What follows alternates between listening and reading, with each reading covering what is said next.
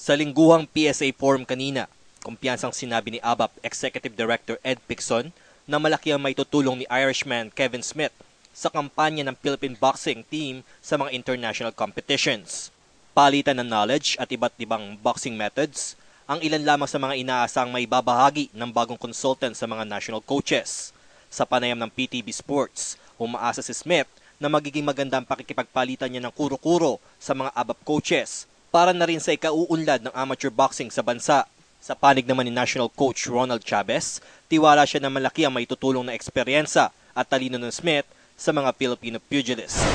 I'd say that there's a lot of very talented boxers here in the Philippines, very talented boxers in the amateur boxing pool up in Baguio City.